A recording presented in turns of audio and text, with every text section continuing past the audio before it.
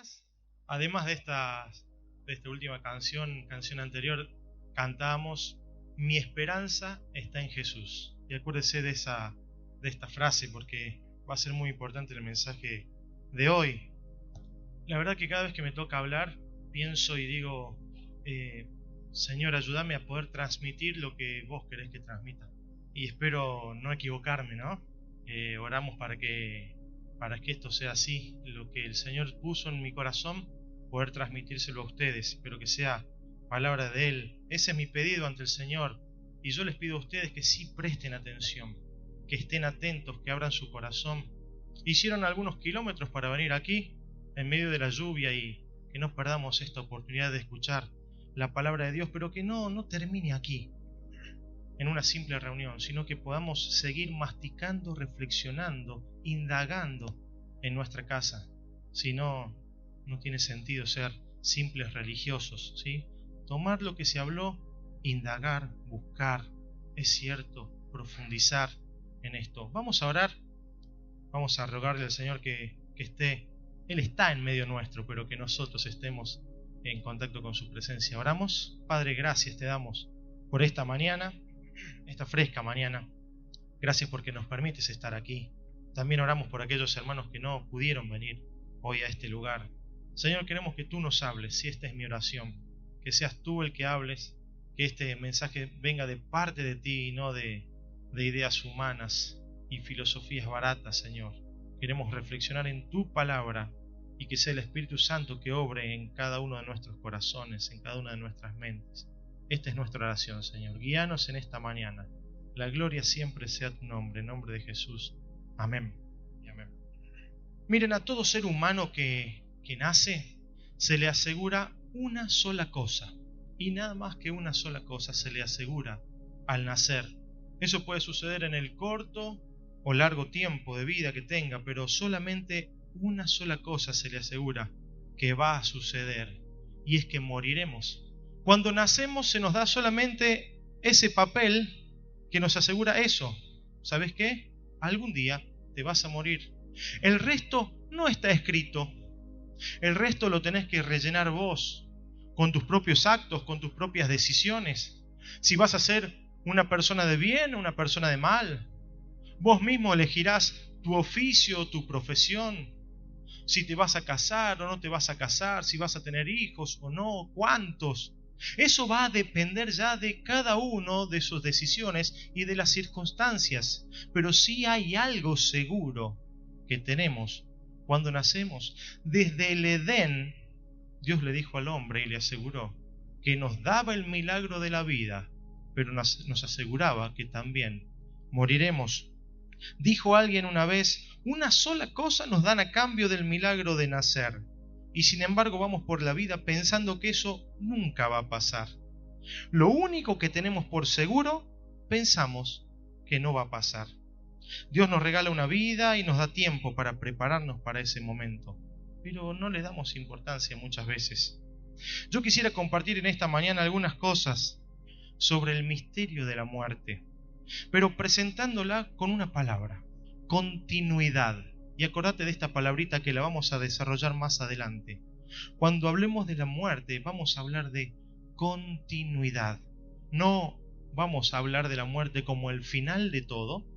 Tampoco vamos a hablar de la muerte como una nueva vida o un nuevo comienzo, sino que quiero que hablemos de continuidad. Miren, todo lo nuevo, todo lo desconocido nos produce miedo, nos produce dudas, nos produce ansiedad, y eso pasa con la muerte. Yo quisiera compartir en esta mañana 3 cosas respecto a esto. En primer lugar, sin duda, cuando hablamos de la muerte, hablamos que la muerte es un castigo, una condena por nuestros pecados. Por supuesto que tenemos que mencionar esto. La muerte es el castigo, la condena por nuestro pecado. La muerte produce miedo y todos los hombres se rinden ante ella. Produce dolor, produce tristeza. La muerte produce incertidumbre. Porque creo yo, no sé usted, nadie ha podido hablar con un ser humano cara a cara, tocarlo y estar sentado con él, que haya experimentado la muerte, haya vuelto de aquel lugar y que nos cuente cómo es. Por tanto, la muerte produce incertidumbre y la incertidumbre produce miedo muchas veces. Como cristianos, leemos: ¿dónde está, oh muerte, tu aguijón? También leemos que fue derrotado aquel que tenía el imperio de la muerte. Sin embargo, siendo cristianos muchas veces decimos: hey, no, pará, no quiero que sea mi hora todavía. ¿Cuántas veces escuchamos esta frase, no? No estoy preparado para morir. Lo escuchamos en algunas películas sobre todo, pero es la pura realidad. No es algo de lo que nos guste hablar. Seguramente, si yo le pregunto a usted, ¿quién le gustaría morir en esta mañana? Lo primero que ustedes harían y pensarían es: ¿qué le pasa a este tipo? ¿Por qué trae este tema morboso, tan feo? En segundo lugar, nadie levantaría la mano. Pero en tercer lugar, si comenzamos a pensar y a reflexionar un poquito, y si yo los llevo a pensar, ¿qué pasaría si hoy tocaría el día de nuestra muerte? Dejando de lado el ámbito espiritual y entendiendo que si morimos estaremos en el cielo con una vida eterna, dejando de lado eso, seguramente comenzaremos a pensar: pero me gustaría tener más tiempo con mis hijos. No es el momento. Necesito darle más herramientas para que vivan la vida, para que enfrenten la vida. Necesito darle más consejos. No he acabado con ellos. Quisiera disfrutar más a mis padres, mostrarle más el amor. Esperá, tengo que acomodar mis bienes. Estoy dejando algunas deudas, los papeles no están listos. No es el momento. No estoy listo. ¿Cuántas veces se nos pasa por la cabeza esas cosas, no? Y está bien, yo no vengo a decirte que desees la muerte, para nada, ni que hagas una fiesta por ello. Lo que quiero que nos llevemos en esta mañana es poder entender que la muerte simplemente es una continuidad. En primer lugar dijimos y entendemos que la muerte es un castigo, es una condena, por eso el dolor, por eso el miedo, por eso la incertidumbre para la mayoría de la humanidad. Pero en segundo lugar, y acá voy a profundizar un poco y voy a tomar un poco más de tiempo, quiero que hablemos de la muerte como una continuidad de la vida. Dice Hebreos, si quiere comenzar a buscar y abrir la Biblia, yo lo voy a ir leyendo rápido. Dice Hebreos 9:27: y de la manera que está establecido para todos los hombres que mueran una sola vez, y después de esto el juicio. O sea, acá la Biblia nos está mostrando que hay un después, que la muerte no es el final de todo, sino que hay una continuidad. No se termina todo allí. No es que desaparecemos como piensan algunos. Miren, hablando de continuidad, hubo personas que no tuvieron ni incertidumbre, ni miedo, ni les tomó por sorpresa la muerte. Preste atención a esto. Hubo personas que no tuvieron miedo, ni incertidumbre, ni les tomó por sorpresa la muerte. Y esas personas tenían algo en común. Es lo que vamos a hablar hoy. Esas personas conocían muy bien a Dios. La única forma de tomar a la muerte como una continuidad, de entender a la muerte como una continuidad, es tener comunión con Dios, es conocer cada día más a Dios. No de Dios, sino conocer más a Dios. Es maravilloso ver cómo tomó la noticia de su muerte Moisés, por ejemplo.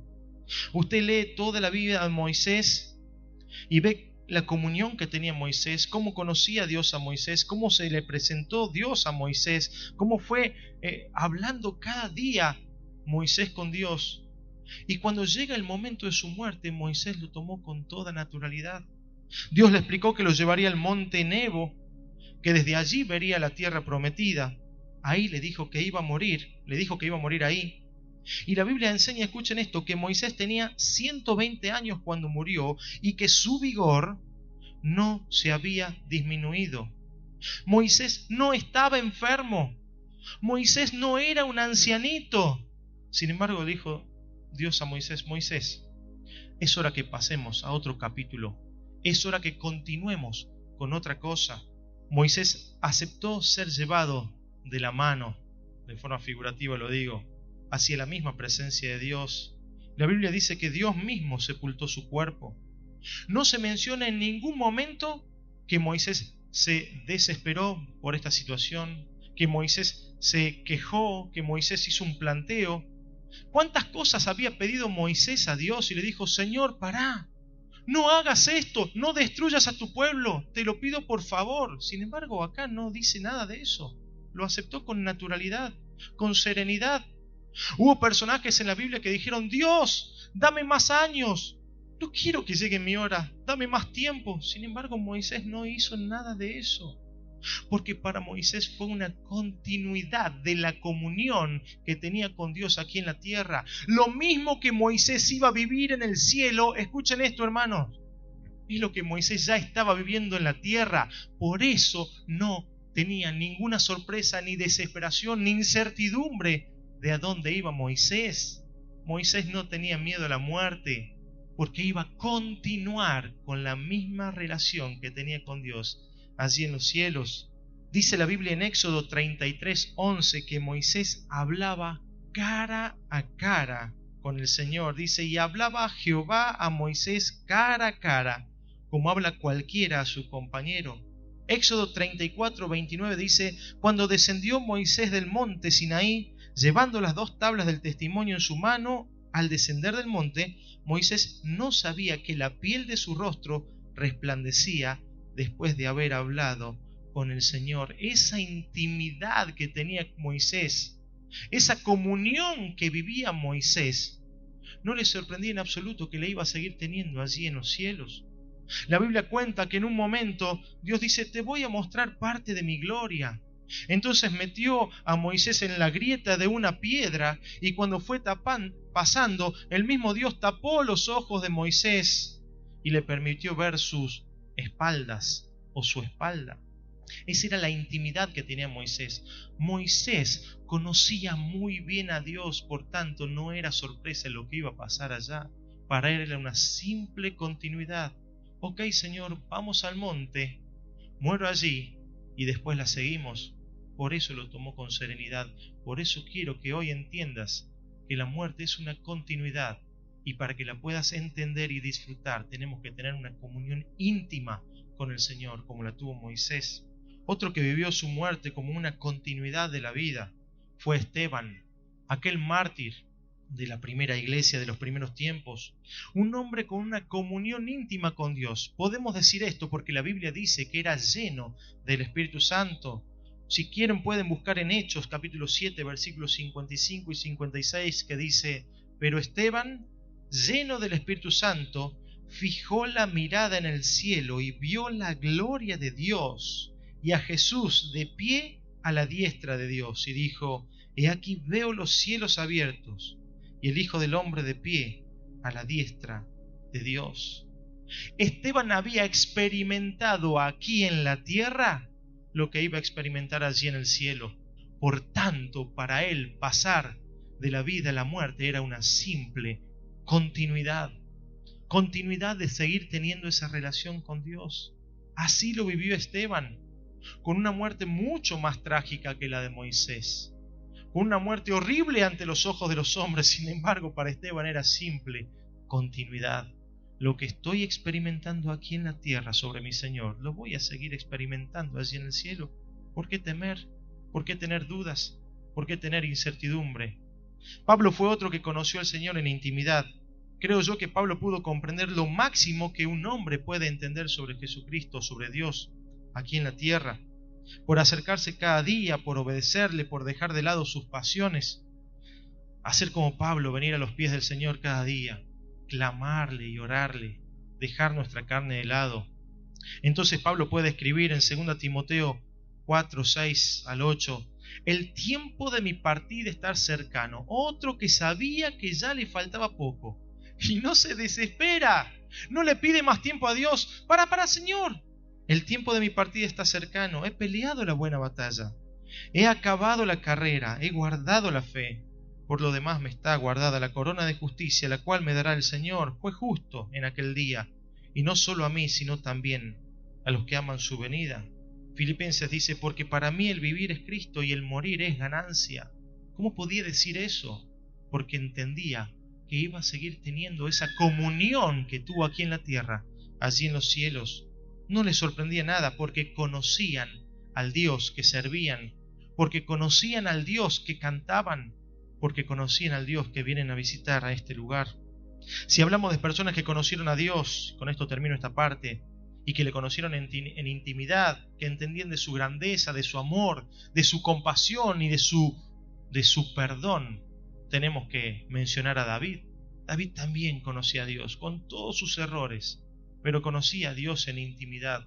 Entonces él escribe en el Salmo 23, aunque pase por el valle de sombra de muerte, no temeré mal alguno, porque tú estarás conmigo. Tu vara y tu cayado me infundirán aliento. Mi hermano, no hay nada que temer, porque cuando cerremos nuestros ojos, el Señor va a estar para recibirnos. Estas personas vivían en intimidad aquí en la tierra. Pasar por la muerte para ellos era una continuidad, como estoy insistiendo, una continuidad de la intimidad, y les digo más, seguramente hasta mejorada esa intimidad allí en los cielos. Quizás Moisés no solo iba a ver las espaldas de Dios allí en el cielo, sino que iba a ver algo más de su gloria, lo que no pudo hacer aquí con un cuerpo pecador, con una naturaleza pecadora. Seguramente allí podía ver más de la gloria de Dios, con un cuerpo santo y digno ante su presencia. La Biblia dice que Enoc caminó con Dios y que fue llevado. Alguna vez un predicador, de forma figurativa y ejemplificando, decía que Enoc caminó y caminó con Dios, charló y charló tanto con Dios, y siguió caminando tanto que se hizo tarde. En un momento miraron hacia atrás, entonces Dios le dijo: Enoc, ya estás muy lejos de tu casa, ¿por qué no mejor te quedas en la mía y seguimos charlando? Mi hermano, que la muerte no sea una incertidumbre o una duda para vos, sino una continuidad. Para ello debemos abrazar al Señor día a día, arrodillarnos en oración, aprender de su palabra, obedecerla, dejando de lado nuestros propios deseos, dejar que Dios tome el control de nuestra mente, que Dios tome el control de nuestro corazón, y así, escuchen esto, vamos a experimentar lo máximo que un ser humano puede experimentar aquí en la tierra, que es ser llenos del Espíritu Santo, que es estar en la presencia de Dios. Eso es lo máximo, lo sumum que podemos vivir y experimentar aquí en la tierra. Todas dudas, toda incertidumbre, todo miedo se va a disipar y vamos a entender quién es Dios, qué quiere para nosotros y qué hay más allá, que será una continuidad como lo tomaron estos personajes de la Biblia. Vimos que simplemente mencionamos, ni siquiera ampliamos, vimos que el castigo, que la muerte es un castigo, una condena por nuestros pecados. Presentamos que la muerte es una continuidad de la comunión que podemos tener aquí en la tierra, allí en el cielo, que la muerte es una continuidad de la comunión que podemos tener aquí en la tierra, allí en el cielo. Y por último, déjame decirte que respecto a la muerte, que Cristo venció la muerte. A lo largo de la historia, me gusta repetir mucho esto, a lo largo de la historia Satanás intentó detener la obra del Mesías. Desde el principio, allí en Génesis 6, que quiso destruir la raza humana de alguna manera, entendiendo que el Mesías iba a nacer de la simiente, iba a ser descendencia de la mujer, iba a ser un ser humano. Bueno, Satanás quiso romper esa raza humana, pero no lo logró. Satanás intentó en muchas oportunidades destruir al pueblo de Israel o al pueblo de Judá, sabiendo que el Mesías iba a provenir de allí. Por ejemplo, lo vemos en el libro de Esther, cuando se manda a exterminar a todo el pueblo. Sin embargo, Dios le permite que se defiendan y Satanás no pudo con su cometido. Vemos que el mismo Herodes, cuando Cristo nació y era un bebé inofensivo, que Herodes mandó a matar a los niños menores de 2 años para destruir al Mesías. Sin embargo, huyó con sus padres a Egipto y no pudo hacer. Los mismos judíos intentaron matar a Jesús apedreándolo en algunas oportunidades, sin embargo no lo lograron. Satanás siempre intentó destruir al Mesías, al Salvador. Un predicador dijo una vez, y tomen con pinza esto porque no deja de ser un ejemplo, simplemente un ejemplo, porque vamos a ver que el poder de Dios es infinito y no tiene medida. Un predicador dijo una vez que la Biblia menciona que Dios, al crear el universo, necesitó solamente sus dedos o sus manos como dice Salmo 8, cuando veo los cielos, obra de tus dedos. El predicador decía que solo usó sus dedos o su mano para formar toda la creación, porque no tenía ningún tipo de oposición. Pero cuando hablamos de la salvación, Isaías 53 habla de ese Mesías redentor y habla del brazo de Jehová. Ya no habla de dedos o de manos, sino que habla del brazo de Jehová. Todo esto es una teofanía. Teofanía es cuando le damos de alguna manera una forma a Dios, que es espíritu. Por eso digo que es un ejemplo. Él decía que no usó sus dedos, sino que usó ya algo más, usó su brazo, porque allí sí tenía oposición, porque todas las huestes espirituales estaban atentos a ese momento. Satanás no pudo destruir al Mesías durante toda la historia, pero ahora le quedaba su última oportunidad. Algún demonio gritó, ganamos, cuando vio a Cristo crucificado, y el diablo dijo, no, esperá, todavía falta, no canten victoria, ha muerto pero puede resucitar. Eso es lo que prometieron. Entonces todas las fuerzas espirituales demoníacas, de alguna manera, y esto es pura imaginación, se arrojaron sobre el cuerpo de Jesús para que Cristo no resucite, para que Cristo no venza la muerte. Pero el brazo de poder del Señor le resucitó. Era el último intento que tenía Satanás. Y Pablo dice en Efesios 1, 19 al 21, para que seamos capaces, Pablo ora, hace una oración y dice, para que seamos capaces de entender cuál es la supereminente grandeza de su poder para con nosotros los que creemos, según la operación del poder de su fuerza, la cual operó en Cristo, resucitándole de entre los muertos, sentándole a su diestra en lugares celestiales, sobre todo principado y autoridad y poder y señorío y sobre todo nombre que se nombra, no solo en este siglo, sino también en el venidero. Colosenses 2, 13 al 15 dice que nos dio vida juntamente con Él, perdonándonos todos los pecados, anulando el acta de los decretos que había contra nosotros, que nos era contraria, quitándola de en medio y clavándola en la cruz. Y escuchen esto, despojando a los principados y potestades, se está refiriendo al ejército satánico, los exhibió públicamente, triunfando sobre ellos en la cruz. Cristo venció a la muerte. Cristo venció a la muerte. Es por eso que tenemos la esperanza de vida nosotros. Cuando venció la muerte, Cristo venció el pecado. Por eso Él puede prometernos una vida eterna. Por eso Él puede prometernos una vida en abundancia de verdad. Por eso Él puede transformar nuestro dolor en alegría, nuestro lamento en baile, nuestras dudas en esperanza, nuestra ansiedad en paz, nuestro pecado en salvación. Eso es lo que hizo Cristo.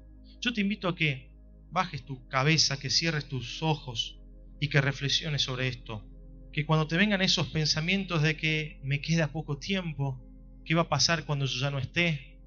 ¿Qué hay más allá? Y vengan esas dudas, lo que puedas hacer es acercarte al Señor, arrodillarte en oración, indagar en su palabra, conocerle más a Él, dejar de lado tus pensamientos y dejar que Él gobierne tu mente, y hasta que puedas disfrutar de ese momento, entendiendo que es una continuidad de lo que vas a experimentar aquí en la tierra. Claro, primero tenés que vivirlo aquí para disfrutarlo.